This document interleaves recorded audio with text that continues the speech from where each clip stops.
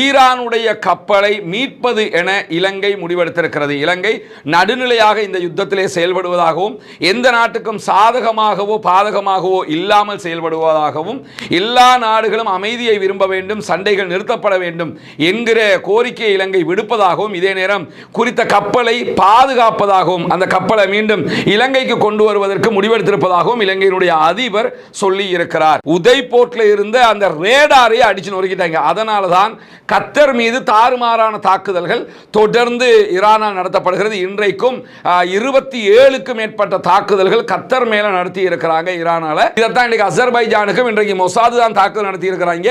அதை ஈரான் தாக்குதல் நடத்தல என்று சொல்லி மிக தெளிவாக மறுத்துட்டாங்க என்கிற செய்திகள் வெளியாகி இருக்கிற அதே நேரத்தில் இஸ்ரேலை முழுமையாக எதிர்கொள்வதற்கு நாங்கள் தயாராகி இருக்கிறோம் என்று இன்றைக்கும் ஹிஸ்புல்லாக்களுடைய ஜெனரல் செக்ரட்டரி நாயிம் காசிம் விடுத்திருக்கக்கூடிய செய்திகள் வெளியாகி இருக்கிறது.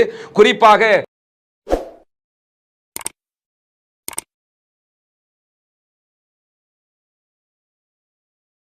அன்பிற்கினிய சகோதர சகோதரிகளை நம் அனைவர் மீதும் ஏக இறைவனுடைய அமைதியும் கருணையும் உண்டாகட்டுமாக என்கிற உயரிய பிரார்த்தனைகளோடு தொடர்ச்சியாக 2 ஆண்டுகளுக்கு மேலாக பலஸ்டைன் மீது தாக்குதல்களை நடத்தி முழு காசாவினுடைய பகுதிகளையும் அழித்து ஒழித்த இஸ்ரேலிய ஆக்கிரமிப்பு இராணுவத்திற்கும் காசாவினுடைய இராணுவத்திற்கும் இடையிலான ஒரு யுத்த நிறுத்தம் ஏற்பட்டு கிட்டத்தட்ட 146 நாட்களை கடந்திருக்கக்கூடிய இந்த தருணத்தில் ஈரான் மீதான அமெரிக்க இஸ்ரேலிய யுத்தம் பாரிய அளவில் வேகம் எடுத்திருக்கக்கூடிய காட்சிகளை நம்ம பார்க்க முடியும். இன்றோடு 6வது நாளாக ஈரான் மீதான அமெரிக்க இஸ்ரேலிய தாக்குதல்கள் தொடர்ந்து கொண்டிருக்கக்கூடிய சூழல்ல உலகம் முழுவதும் இந்த யுத்தத்திற்கு எதிராக யுத்தத்தை உடனே நிறுத்த வேண்டும் என்கிற கோரிக்கைகள் முன்வைக்கப்பட்டு வருகிறது. காரணம் என்னன்னா